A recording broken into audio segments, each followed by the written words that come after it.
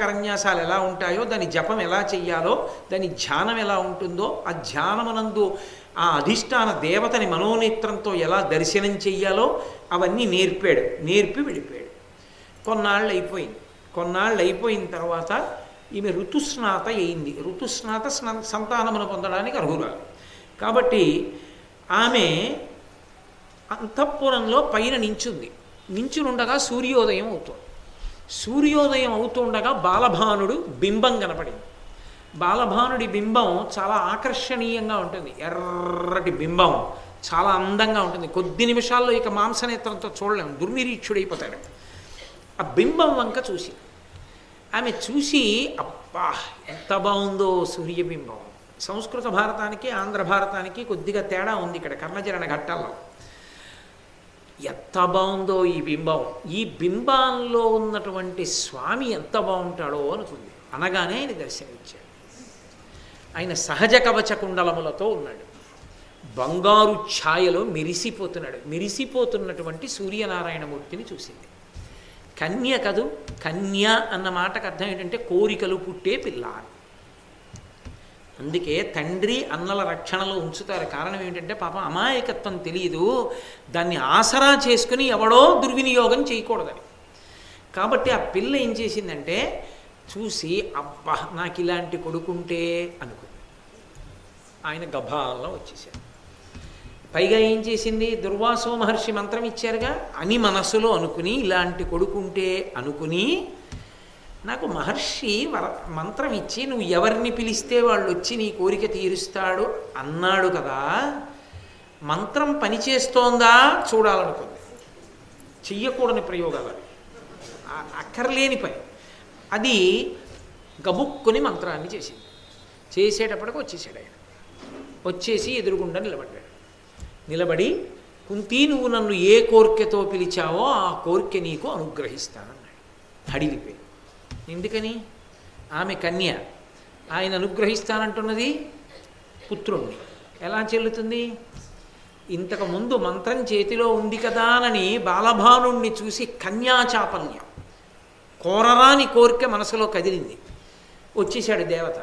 ఇప్పుడు సంశయంలో పడిపోయి ఆయనతో అంది, కార్యమొక్కటియును లేదు కౌతుకమున నేను మంత్రంబు నుడివితి, ఇంత మాత్ర చేసి నీకు ఇచ్చటికి విచ్చేయనేలా తివిరి అరుగుము గ్రమ్మర దేవ నీవు. నేను కౌతుకమున ఏదో కుతూహలంతో మంత్రం పనిచేస్తుందా అని చేసేసానంతే, తప్ప నాకేం పని లేదు. ఉత్తినే రమ్మన్నానంతే. నిజంగా అలా రమ్మందా? ఉత్తినే చూద్దాం అసలు వస్తాడేమో అని ఉంటే ఇంకోలా ఉండేది. పిలిచినప్పుడు నాకు ఇలాంటి కొడుకుంటే అన్న భావన కలిగింది.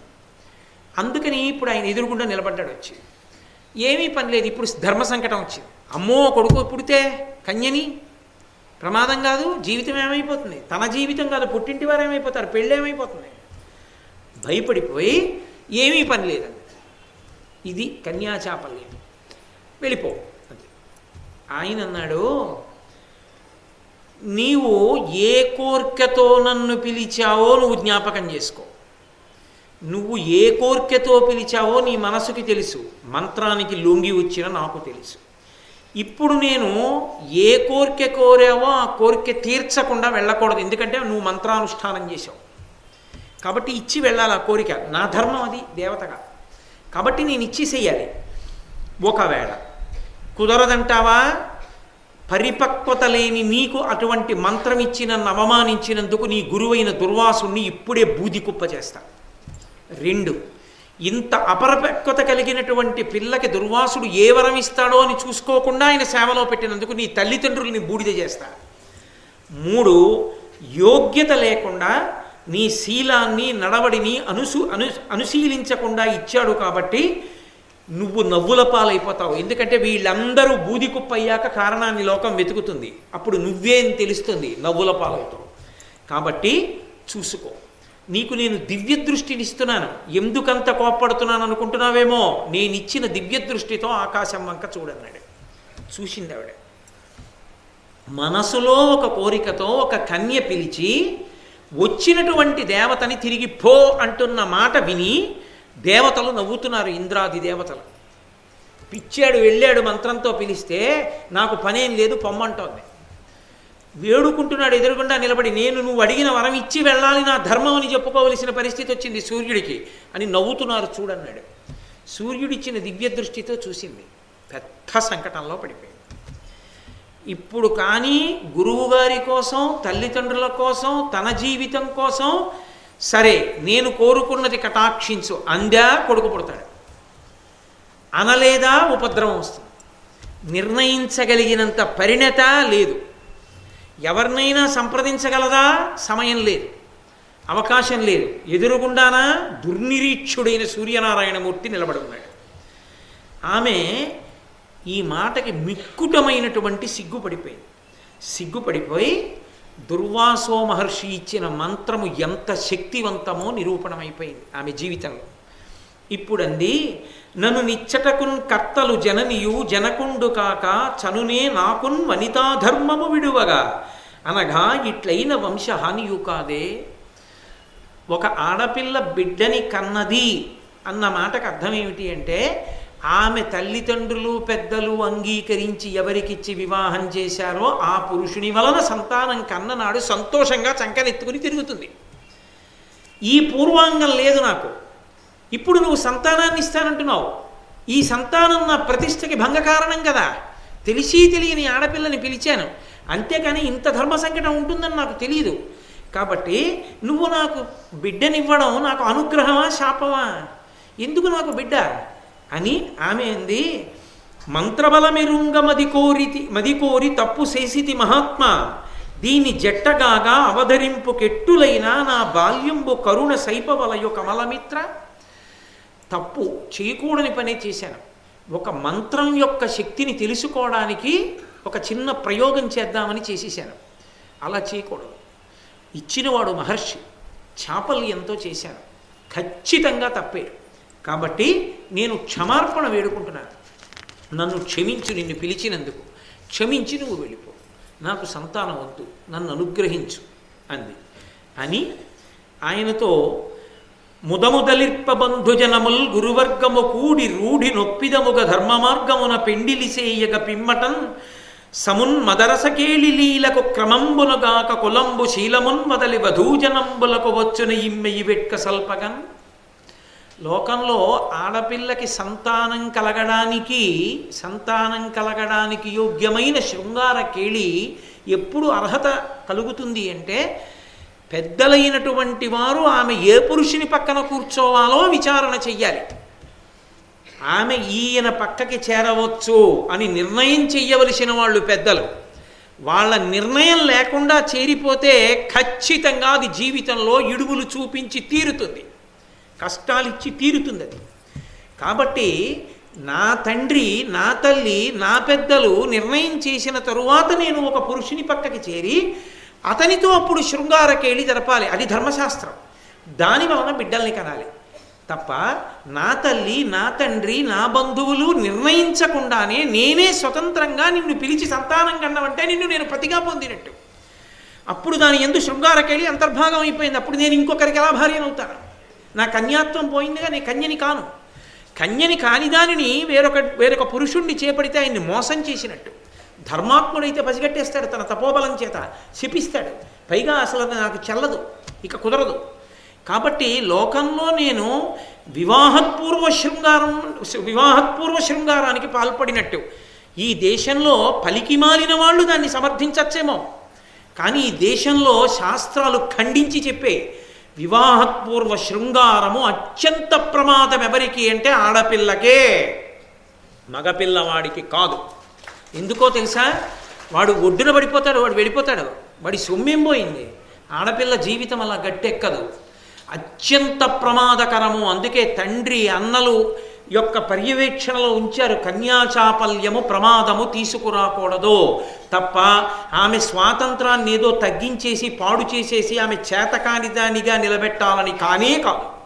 ఆమెని రక్షించాలని, ఆమె ప్రయోజకురాలు కావాలని. ఒక్కసారి భర్త అధీనంలోకి వెళ్ళిపోయిన తర్వాత కన్నెత్తి చూసేవాడు ఉండడు ఆమె ఇల్లాలైపోయాక.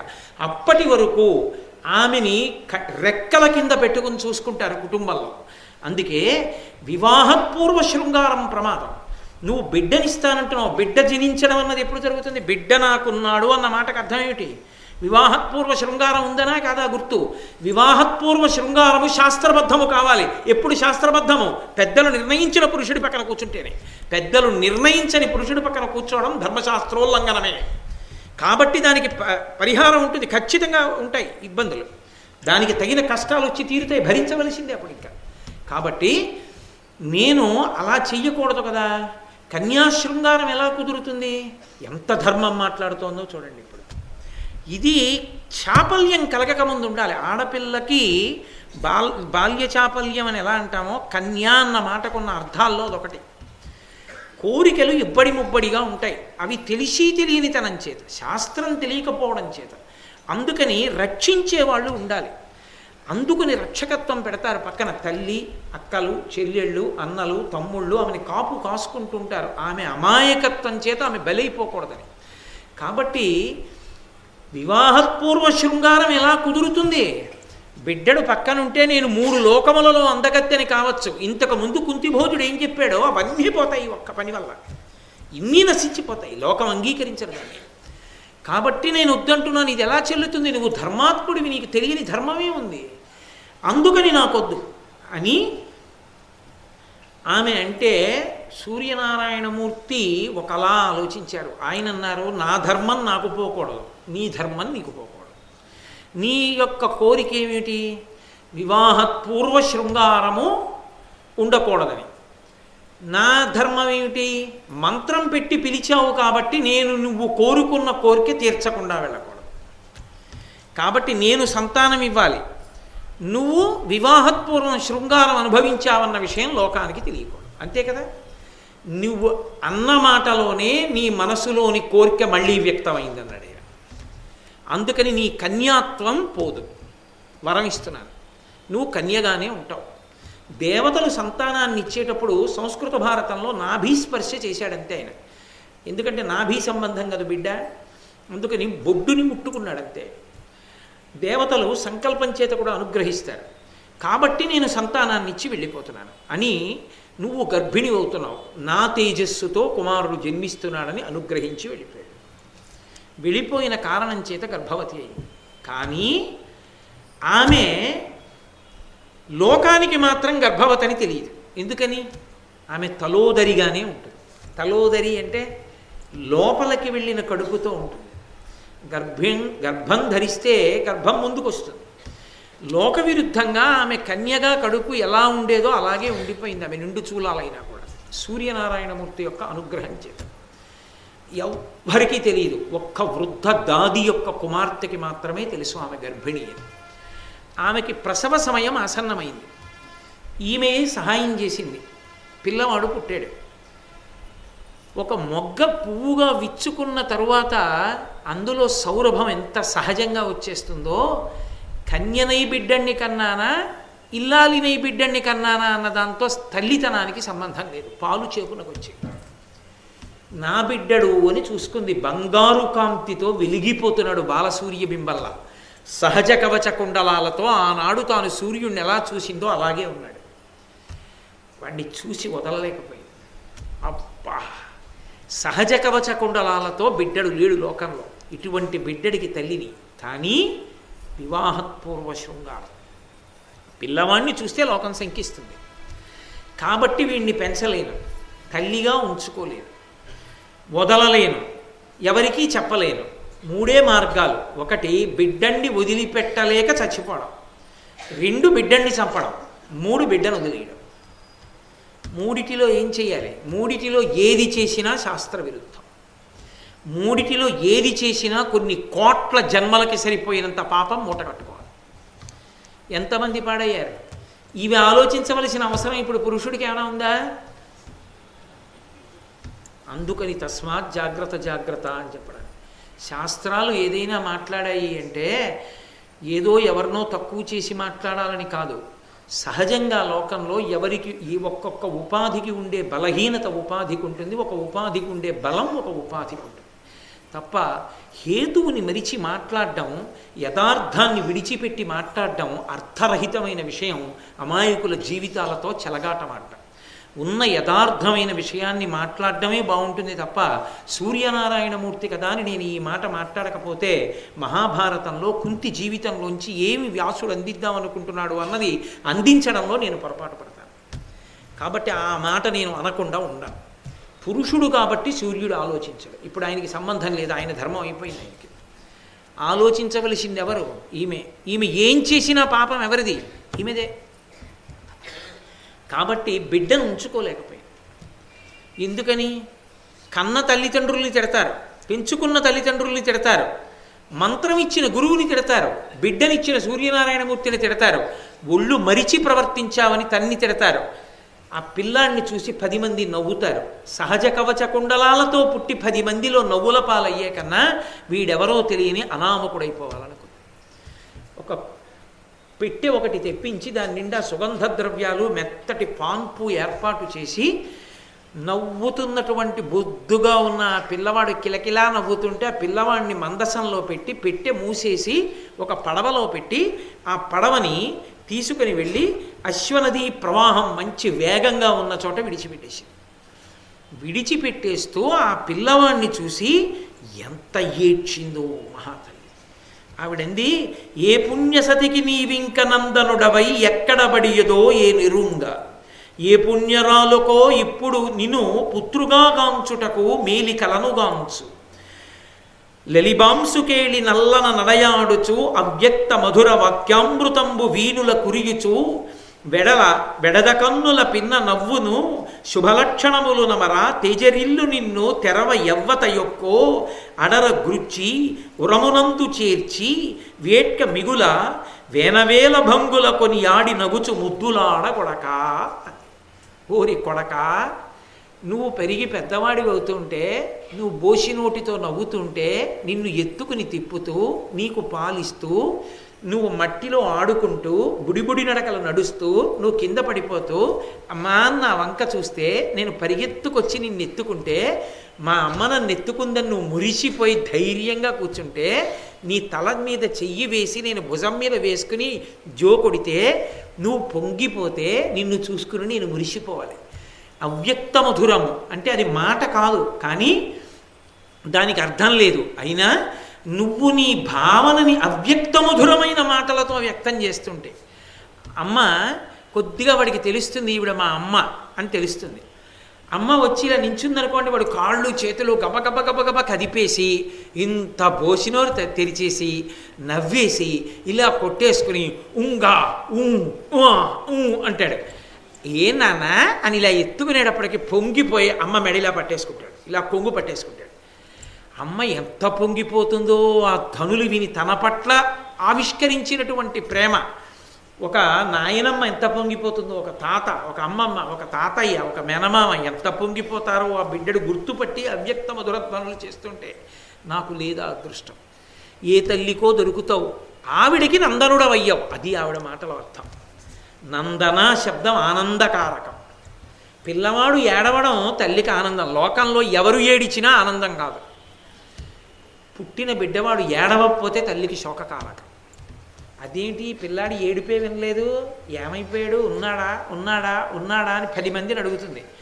అదే క్యారమని ఏడిచాడు అనుకోండి, తను పడిన ఇంత కష్టం మరిచిపోతుంది, ఆ బిడ్డ పుట్టాడని. ఏడుపులో కూడా తల్లిని పెట్టగలిగిన వాడు కాబట్టి బిడ్డడికి నందనుడని పేరు కొడుక్కి.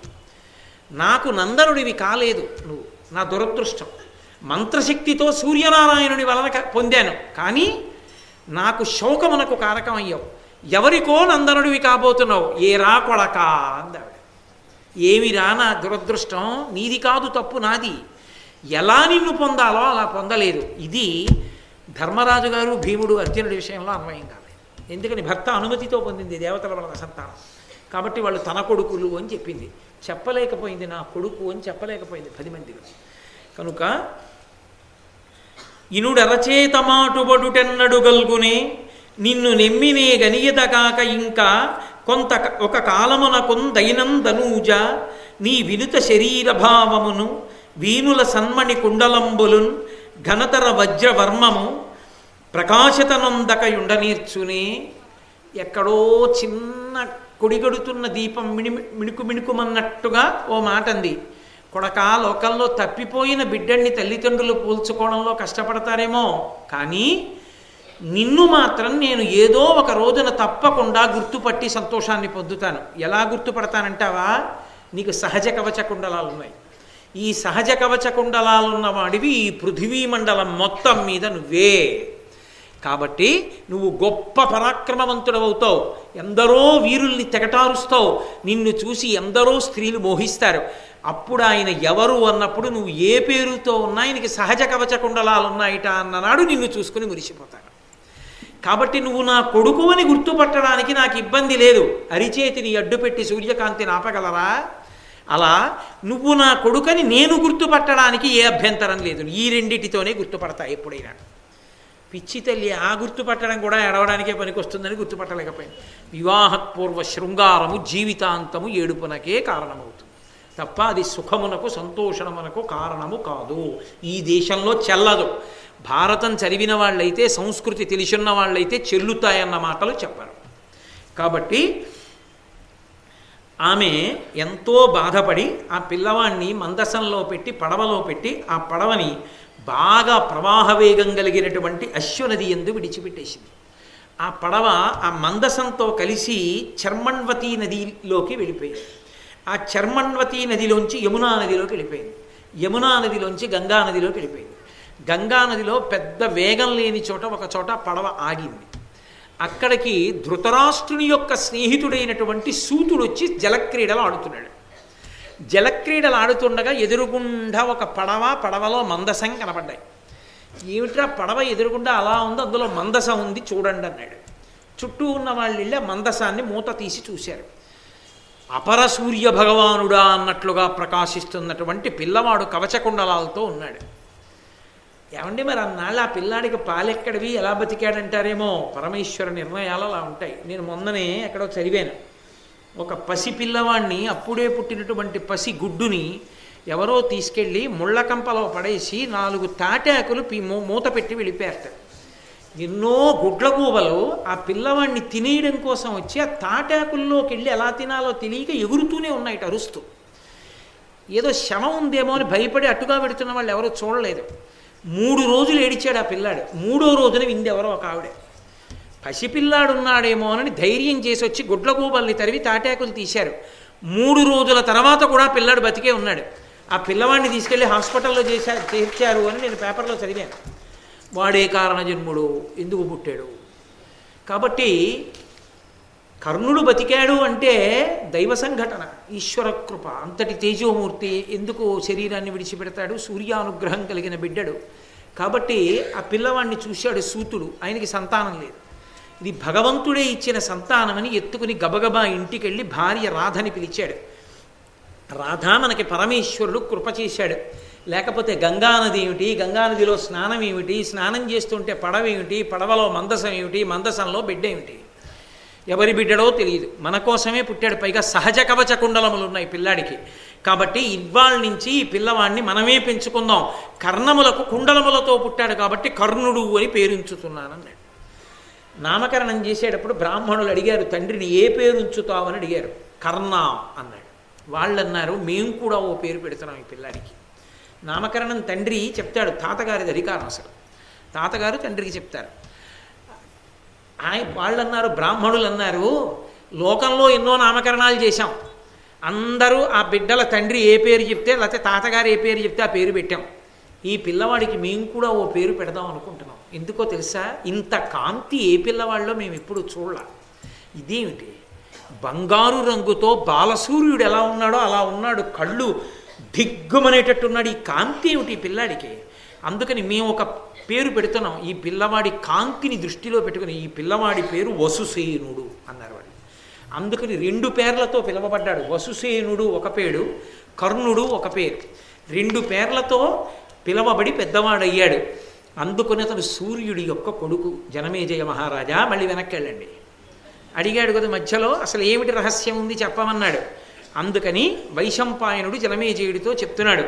అందుకని వాళ్ళిద్దరి మధ్య ఒక అనుబంధం ఉంది, సూర్యుడి కొడుకు కర్ణుడు. కాబట్టి తన కొడుకు కవచకుండలాలు పోతాయని తాను వచ్చాడు. వచ్చి ఇంద్రుడు వస్తాడు జాగ్రత్తరా అని పరాకు చెప్పి వెళ్ళాడు. అప్పుడు కూడా నేను నీ తండ్రిని అని మాత్రం చెప్పలేదు. తల్లి ఏడిచింది కానీ ఆవిడ చెప్పలేదు. తండ్రి తెలిసుండి పరాకు చెప్పాడు కానీ తాను చెప్పలేదు. కారణం ఒక్కటే కారణం, వివాహపూర్వ శృంగారం. ఇందులో మళ్ళీ మహాభారతంలో ఒక పెద్ద చిక్కు ప్రశ్న ఒకటి ఉంది. అలా వివాహపూర్వ శృంగారంలో పుట్టినటువంటి కర్ణుడు లోకకంటకుడు అయ్యాడు. కర్ణుడిని చూసుకునే దుర్యోధనుడు యుద్ధానికి వెళ్ళాడు, లేకపోతే యుద్ధమే జరగదు కురుక్షేత్రం. కాబట్టి లోకనాశనానికి కర్ణుడు కారకుడు అయ్యాడు. ఇంకొక కన్యకి కూడా పుత్రుడు పుట్టాడు. సత్యవతీదేవికి కన్యాత్వమనందే కొడుకు పుట్టాడు. ఆయన వ్యాస భగవానుడు. ఆయన లోకమంతటి చేత నమస్కరింపబడ్డాడు. ఇప్పటికీ గురు పౌర్ణమి నాడు నమస్కరింపబడుతున్నాడు. మరి ఒక కన్యాగర్భం లోకనాశనానికి కారణమైతే ఓ కన్యాగర్భం లోకోద్ధరణకి ఎలా కారణమైంది అంటే, చాపల్యము కన్యది కర్ణుడు పుట్టడంలో. వ్యాసజననమునందు సత్యవతీదేవికి చాపల్యం లేదు, కారణజన్ముడంతే. పరాశర మహర్షి నీ వలనే పొందాలి కొడుకునని ఇచ్చేశాడంతే. ఆమె మరులు కొనలేదు, ఆమె పరాశర మహర్షిని కోరలేదు. పరాశర మహర్షి కోరి ఇచ్చాడంతే. నీ వలన పుట్టాలి కారణజన్ముడు, అందుకు పుడుతున్నాడని చెప్పాడు. వ్యామోహము స్త్రీ వైపు నుండి లేదు కాబట్టి ప్రమాదము అంకురించలేదు. అందుకే వ్యాసుడు నా కొడుకని చెప్పుకోగలిగింది ఆవిడ. ఆయన లోకోద్ధారకుడు కాగలిగాడు. వివాహపూర్వ శృంగారము, ఆడపిల్ల తొందరపడడం, ఆడపిల్ల దాన్ని కప్పెట్టే ప్రయత్నం చేయడం ఎప్పటికీ ఆమె జీవితంలో ఇడుములే. అవి ఎప్పటికీ తీరేవి కావు.